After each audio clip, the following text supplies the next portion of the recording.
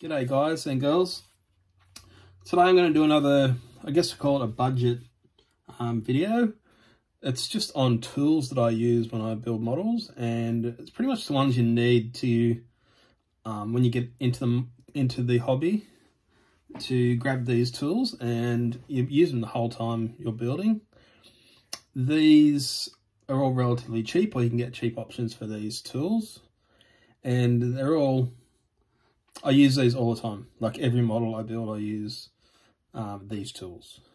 So I've narrowed it down to 6. I was going to do 5, but I found there's 6 that I use, so I'll just keep it at 6.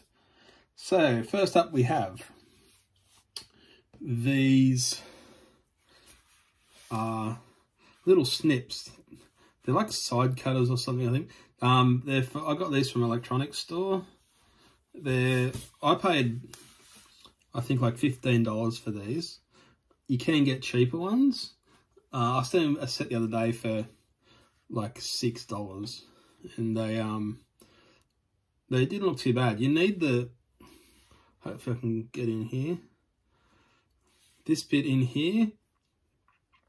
You need that to be as kind of as, we'll say, small as possible and pointy, because I use these to cut parts off the parts trees. Here's a chrome one off a build I did the other day, and the smaller this part is the better it gets into these, and you can snip like this to get in there and snip the parts off. If you can't get in, you just snip here and here, either side, so it comes off like this, and then you just come along and cut it in here better. So that's the first tools, side cutters or snips they're called. I got electronics store, you can get them from eBay.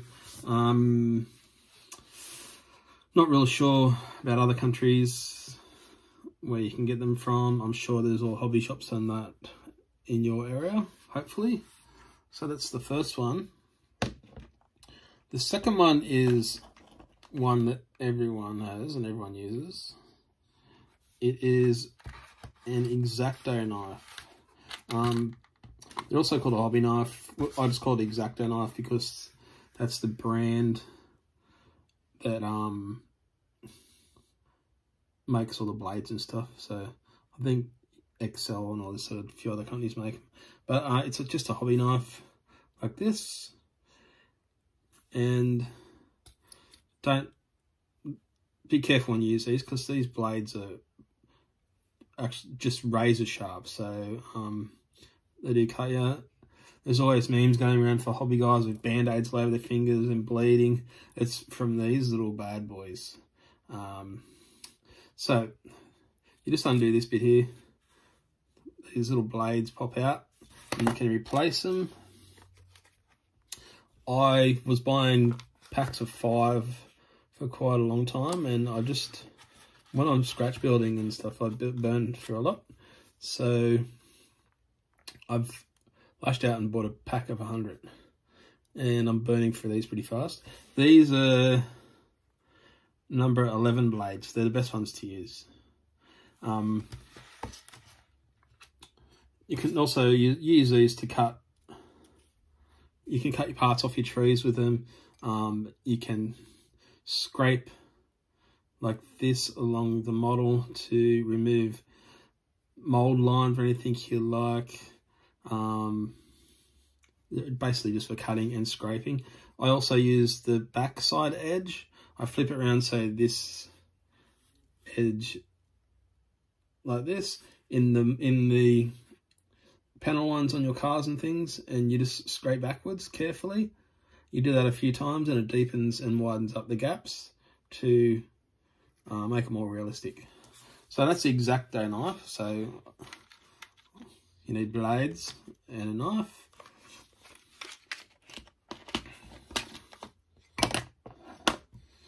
The next one, there's not in any order, I'm just going by what's closest on the bench here, is they're called a pin vise. What it is just a little handle that holds your drill bits in, like this. They come in all different sizes and shapes, I guess you can call it. There's another one I got, and there's a fancy blue one.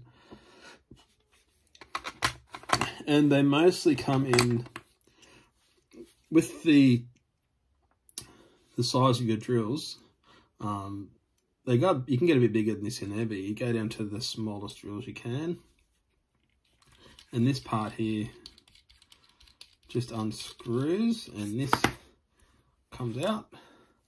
If you can see in here, that's one size, and you flip it over and it's a different size drill hole there. And this holds a little bit of variety. It has a bit of space to open up and also go smaller. And I'm just looking for, and it comes with an extra one of these. So it gives you 4 options to go from the smallest drill bits. Sorry, I'm just going to open the packet here. The world's smallest drill bits. Hope you can see that. It's tiny. And then I think they go up to like a bigger than this, maybe 3 mil. And I'm just going to carefully put these little drill bits back in here so I don't lose them. Yeah, so these are available online and in hobby shops as well. I think they range again from like $5 up to $15 or something. That's all my prices in Australia, Australian dollars. So US dollars and pounds, whatever, will be different prices, obviously. So that's those. And when you can get these packs of drill bits as well. These are all micro drill bits. So if you want to drill little holes in your models and stuff that looks like actual drill holes in your car, you can find a scaled down size that will match with these little bits. And I also have a pack of these. This is the most expensive thing I've got in all my tools, but I use these for normal stuff in my workshop as well, like for real cars and whatever. So I'll just quickly put this on here. Okay, so that's that one. That's the third. Now next one we'll go with this one. It's just a file, but I've got a few here to show you. I got these in a kit of like 5, I think. So this is my go-to one here. It's just flat on one side and curved on the other. It's really good for filing, of course, filing off all the when you cut parts off trees, you can to get rid of that little knob bit that's left. Or this side's good for inside doors and around windows and that sort of thing, to make it all neat. Again, I got, I think, a set of 5 or 6 for $12 or $15. And all this stuff here, it all lasts you for, except for the drill bits and the blades, which are, the little drill bits snap easy and the blades are disposable, but everything else you buy it once and you keep it. The next is some tweezers. These are long tweezers. These are for like sewing machine. That's why they're long, so you can grab thread inside your machine. You can get the little ones for pulling hairs out and stuff, like the little